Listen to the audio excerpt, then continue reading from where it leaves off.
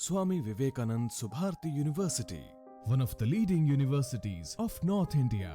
250 acres campus, 220 plus professional and vocational programs, 20,000 plus students, state-of-the-art infrastructure. Come and give wings to your career with Swami Vivekanand Subharti University, where education is a passion. NH58, Meerut, Delhi, NCR.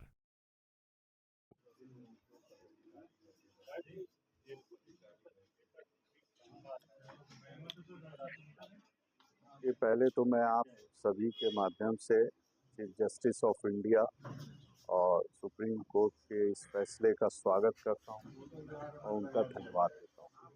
साथ ही साथ ये फैसला पूरे मुल्क के गंगा जमुनी तहजीब के मानने वालों के लिए खुशी की बात है और जो वहां से तालिब स्टूडेंट पढ़ चुके हैं या जो पढ़ रहे हैं, ये सभी के लिए खुशी की बात है कि सुप्रीम कोर्ट ने अपने फैसले में आर्टिकल 30 का हवाला देते हुए, जिसमें संविधान में आर्टिकल 30 में हमको राइट है, सिर्फ हम ही को नहीं बल्कि इस मुल्क में जो भी अल्पसंख्यक समुदाय के लोग हैं वो या अल्पसंख्यक समुदाय के साथ साथ वो भाषाई जो यहाँ पे अल्पसंख्यक भाषा है वो अपनी भाषा के लिए अपने समुदाय की शिक्षा के लिए अपना इंस्टीट्यूशन भी खोल सकते हैं, उसको चला सकते हैं और सरकार किसी भेदभाव के उसकी मदद कर सकती है। ये संविधान के आर्टिकल 30 में हमें क्या पूरे मुल्क को ये मिला हुआ, उसके आधार पे सुप्रीम कोर्ट ने ये फैसला दिया। साथ ही साथ जो 1967 में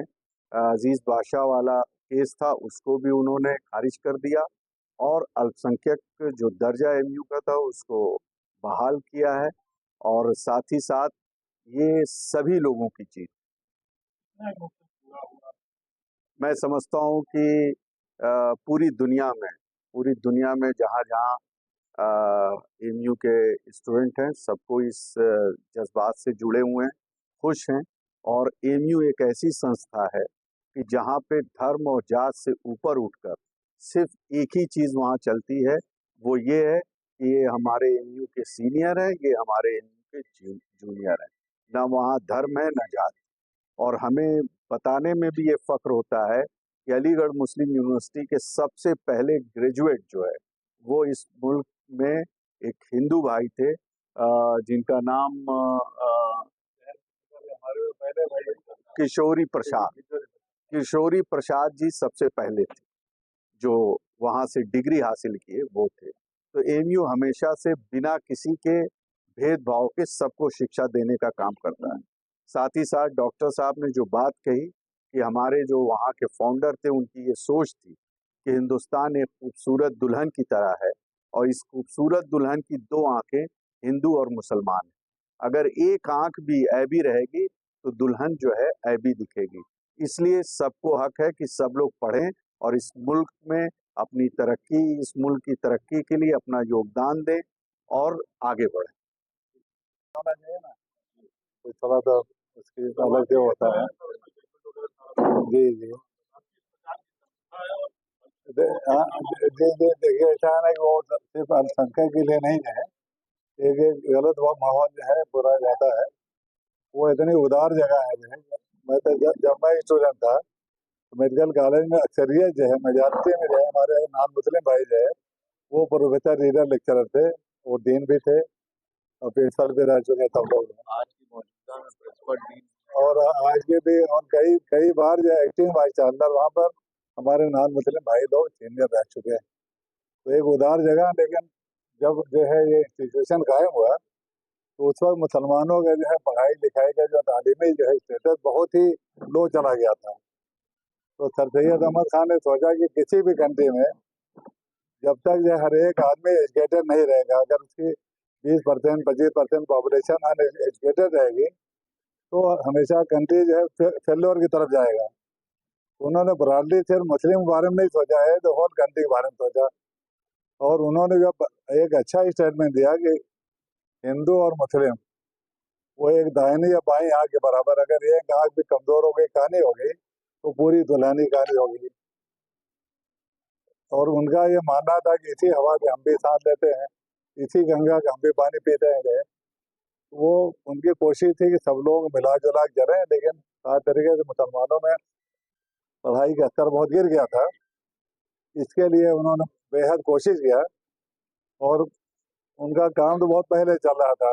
एक साइंटिफिक सोसाइटी कई जगह मदरसे कायम किए, मुरादाबाद में किए, गाजीपुर में किए जो है, अलीगढ़ में। लेकिन उसका असली यूनिवर्सिटी फाउंडेशन जो है पहले एंग्लो इंडियन जो कॉलेज था, लेकिन 1920 में जो है उसकी यूनिवर्सिटी की जो है बुनियाद पड़ी, और धीरे धीरे तरक्की के कॉलेज से यूनिवर्सिटी बहुत सारे डिपार्टमेंट बढ़ते गए और नए नए खुलते गए। और बहुत खुशी की बात है कि अलीगढ़ का मेडिकल कॉलेज और वहाँ का इंजीनियरिंग कॉलेज और खुद यूनिवर्सिटी जो है हमेशा जो है आप पिछले कई साल से टॉप 10 के अंदर आता है। और अलीगढ़ में बहुत सारे जजेस, बहुत प्राइम मिनिस्टर जो है कंट्री के भी पैदा किए, प्रेसिडेंट एट वन टाइम जो है देखिए, इस फैसले से जो है और तरक्की होगी हिंदुस्तान की, और बाकी सब वो दरवाजा जो सबके लिए खुला है। अभी आप लेडीज की बात कर रहे थे, इतनी उदार जगह कौन लेडीज के लिए हो सकती है। वहाँ पहली ही चांसलर जो है हर हाइनेस बेगम सुल्तान जहाँ पहली जगह, और आज भी वाइस चांसलर जो लेडीज है वहाँ पर, अगर आप लोगों ने देखा नहीं, अगर आप वहाँ चले जाएं तो अब ये मेरे जेब में मेरा जो है ये मोबाइल है, अभी मतलब अगर व्हाट्सएप भी खोल लें, इसमें मेजॉरिटी जो हमारे नॉन मुस्लिम भाई हैं जो वहाँ से MD MS MCA तब नहीं था, MBBS किए हैं, और सब लोग जो है एक दूसरे से क्या मैसेजेस आते हैं प्यार मोहब्बत के। लेकिन बाहर से जो खबरें थोड़ा सा कुछ लोग बढ़ा चढ़ा के पेश कर देते हैं, तो ये गलत माहौल पैदा। तो ये पूरे आज का फैसला एक तारीखी फैसला है, पूरे हिंदुस्तान की जीत है। ये हिंदू भाइयों की जीत है, मुसलमान भाइयों की जीत है। पर्पज है कि एजुकेशन बढ़े, और जो जो तबका जो एजुकेशन से दूर है, जो उससे महरूम है जो है, वो जो उसको बेहतर बेहतर जो है हासिल करे, ताकि पूरे दुनिया में और पूरे हिंदुस्तान में हमारा दबदबा जो है तालीम के जरिए कायम रहे। एक और ये अपने जर्नल में एक लाइन होती है कि धार्मिक समुदाय भी अपने शिक्षण संस्थान चला सकते हैं, लेकिन किस संदर्भ में कहेंगे वो मामला क्या? देखिए जैसे शुरू में जब वो मतलब खुला जो है, तो वहाँ पर एक मदरसे से ही शुरुआत हुई है, और उस वक्त जो प्रॉब्लम थी जो है, देखिए दोनों कम्युनिटीज में थी। उस कम्युनिटी में जो है राजा राम मोहन राय साहब ने शुरू किया जो है, ताकि जो पुरानी रवायतें थी, पढ़ाई लिखाई से लोग दूर रहते थे, अंग्रेजी ना पढ़ो नहीं बिगड़ जाओगे जो है, तो उन्होंने भी काफी मेहनत किया जो है। खास तरीके से कलकत्ता में कॉलेज खोला जो है। सर सैयद अहमद खान ने महसूस किया कि अगर एक अच्छी खासी पॉपुलेशन जो है अगर दूर रह जाएगी एजुकेशन से, तो कंट्री की तरक्की नहीं हो पाएगी। तो इस संदर्भ में जो है एक ऐसा कॉलेज यूनिवर्सिटी उन्होंने बनाना चाहा जहाँ मुसलमानों की एजुकेशन बढ़े, लेकिन साथ साथ में बाकी लोगों के लिए लिमिटेशन नहीं है, वो भी पढ़ाएं, वो भी आए, वो भी लेक्चरर हो, वो भी जो है उनकी भी तरक्की हो। तो वहाँ का दरवाजा तो हर आदमी के लिए खुला रहता फिर विरोध कैसे? है। कहाँ पे रेट हो रहा पिटीशन की बात की पड़ी है? पिटीशन की बात की पड़ी थी।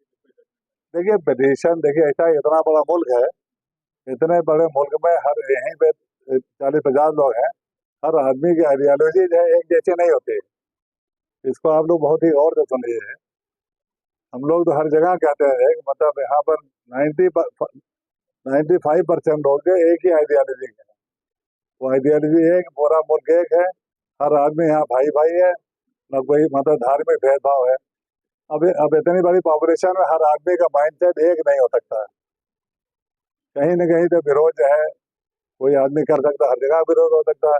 अब आप वहाँ के तो छोड़ दीजिए, मेरा छोटा सा अस्पताल है, दिन भर में भूखे प्यासे जो हमारी देखता रहता है, एक घूंट पानी नहीं पी पाता है। लड़का धीरू मेरे साथ आया है, लेकिन कई आदमी उसी के विरोध कर जाते हैं, मेरी सवारी छूट गई, अब मैं कहाँ खाना खाऊंगा, कहाँ रहूंगा। तो आप विरोध की बात ना करिए। विरोध तो इतने बड़े मुल्क में कहीं भी पैदा हो सकता है, अच्छे काम के लिए पैदा हो सकता है, लेकिन एज ए होल कोई विरोध नहीं है। जब कोई फैसला नहीं हो पाता, तो जाहिर हमारे यहाँ एक बेहतरीन सिस्टम है कोर्ट का जो है और 3 टियर सिस्टम है।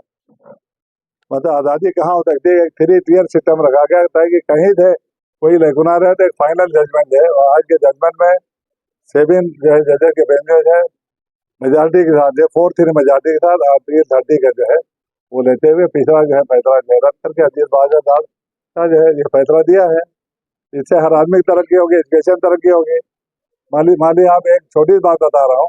मैं जहाँ रह रहा हूँ वहाँ पर अगर मेरा घर बहुत पढ़ा लिखा हो और अगल बगल में 4 5 8 10 जो हिंदू भाई लोग को पढ़े लिखे ना हो तो मेरे घर की क्या दुर्दशा होगी आप जान जाइए। तो मेरी तो कोशिश यह रहेगी मेरा घर भी पढ़ा लिखा हो और वो मेरे भाई जो हिंदू वो भी पढ़े लिखे हों, ताकि वहाँ का माहौल अच्छा रहे।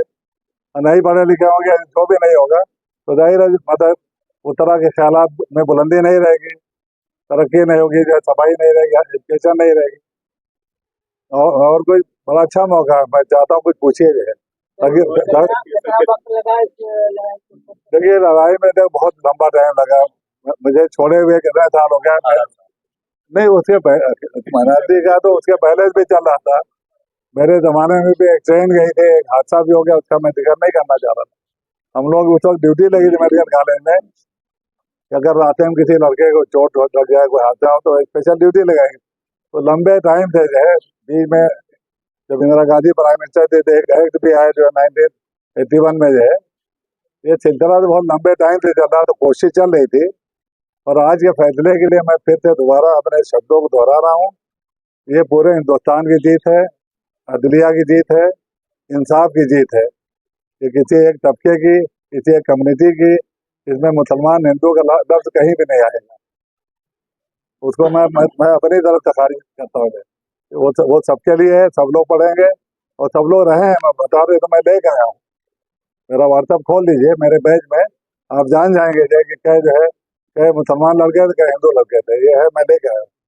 अभी जब मैं उठूंगा तो खोल ही देखिएगा ताकि जबानी बातें ना रहे। देखिए कुल मिला के डॉक्टर साहब थोड़े थोड़े देर हम क्या देना चाह रहे हैं आप लोगों की तरफ से जुड़े रहे, हाँ सारे लोग हैं आपके लोग, हाँ तो जो खुशी जाहिर करें उस पे आप क्या कहें? देखिए खुशी तो जब जब ऐसा है कि हर फैसले पे जब भी कोई बेहतर फैसला आता है, जो एक कंफ्यूजन रहता है कंट्री में, चाहे कोई भी अलीगढ़ का ना भी हो, जब कंफ्यूजन दूर होता है, चाहे वो कम्युनिटी के बीच में हो चाहे कोई और भी हो, तो उसमें तो हर आदमी मतलब सब आप भी खुश होते हैं, हम भी खुश हैं। मुझे तो ऐसा नहीं लग रहा कि आप खुश नहीं होंगे। मुझे तो यहाँ पे अभी आप सब लोग आए थे, मुझे देख के लगा कि जितने पत्रकार भाई हैं जिसमें सभी सब लोग हैं, मुस्लिम भी हैं नॉन मुस्लिम भी हैं, मुझे हर आदमी के चेहरे पर खुशी नजर आई, कोई उदास नहीं नजर आ रहा है। तो वहाँ फैसला जो मराठी का रजिस्टर बहाल हो गया, हर आदमी उदास, कोई उदास नहीं, किसी का नुकसान ही नहीं हो रहा है। जब किसी का नुकसान होगा तब ना उदास होंगे। ठीक है, तो विजय जी आप